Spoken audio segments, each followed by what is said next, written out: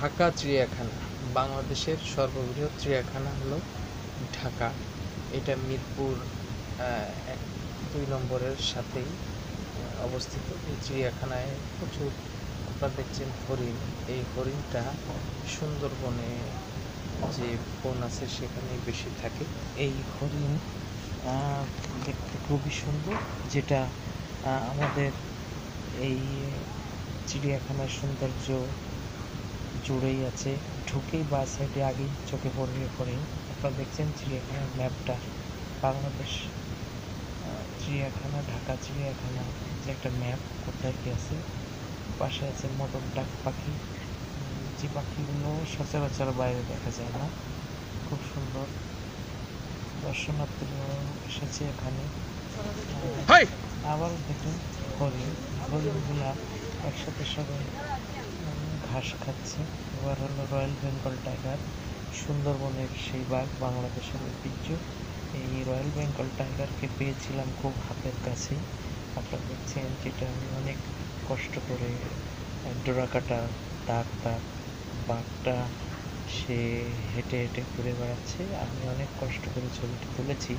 এটি আমাদের জাতীয় চিড়িয়াখানা অর্থাৎ মিরপুর ঢাকা চিড়িয়াখানায় গেলে দেখতে পাবেন।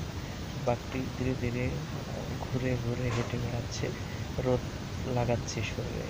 আর যিনি শুয়ে আছেন উনি হচ্ছেন সিংহ মামাকে অনেক চেষ্টা করে উঠাতে পারবেন।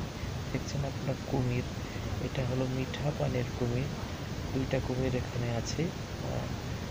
কুমিরের আস্তে আস্তে এগিয়ে আসছে তারা। কুমিরের খাঁচা থেকে আমরা এগিয়ে যাব। কুমির অনেক ধরনের কুমির আছে। এই কুমিরগুলো মাটিতে আছে, আবার কিছু পানিতেও কুমির আছে। আপনারা দেখছেন একটা নোনা পানির কুমির, পানির ভেতরে আছে। এটা পাশে দেখছেন অজগর সাপের একটা আস্তানা। অজগর সাপ অনেকগুলো একসাথে আছে এখানে। তারা ঘুমিয়েছে, একটু নাড়াচাড়া করছে। যেহেতু আমরা পাশে দেখছি ময়ূরটা পেখম তুলছে হালকা, কারণ মেঘ ডাকলে এরা পেখম তোলে। মেঘ বৃষ্টি না হলে পেখম তোলে না। আমরা ময়ূরের পাশ থেকে চলে যাচ্ছি। সেটা হচ্ছে জলহস্তি। আপনারা দেখছেন অনেক বড় একটা হাতির মতো দেখতে, আসলে জলহস্তি। হস্তি অর্থাৎ হাতি। এরা জলে বসবাস, জলে এবং ডাঙায় উভয় জায়গায় থাকে। তো এটা জলহস্তিটার সামনে অনেক ভিড় হয়েছে। আপনারা দেখছেন একটা কত বড় হাতির মতো দেখতে। এরা জলে বাস করে, কিন্তু দেখছেন যে ঘাস লতা পাতা এগুলো খাচ্ছে। অনেক বিভাগের মধ্যে জলে থাকে দেখে এরা মাছ বা অন্য কিছু খায়, ঠিক আছে। তারা আমরা দেখছি এটাকে বন গরু বলা হয়। গরুর মতো দেখছেন, শিমল এক ধরনের হরিণের মতো দেখতে, কিন্তু এটা আমাদের দেশের না, বাইরে। এটা আমরা এখন এসেছি কাছার পাশে, যেগুলো হলো গাধা। সচরাচর গাধা বলে আমরা অনেকেই গালাগালি করি। সেই গাধাটি এখানে আছে, দেখছেন সুন্দরভাবে দাঁড়িয়ে আছে। গাছের জিরাফ অনেক লম্বা, তার পাশে আছে হাতি মামা। হাতি দেখুন সে হেঁটে হেঁটে সামনের দিকে এগিয়ে যাচ্ছে। সুন্দর ওই চিড়িয়াখানার হাতিগুলো অনেক সুন্দর এবং অনেক বড় হাতি। আবার হাতিটা ব্যাকে যাচ্ছে, লেফট রাইট করছে সামনে পিছনে। এই সময়টা হাতির হয়তো বা ব্যায়ামের সময়, যার জন্য সে একটু সামনে যায় আবার একটু পিছিয়ে আসে। মজা লাগছে। উটটা হলো মরুভূমির জাহাজ বলা হয়। যে উটের খাঁচার সামনে আমরা এসেছি। উটটাও বেশ সুন্দর, আর এখানে বেশি না 2টা উট আছে।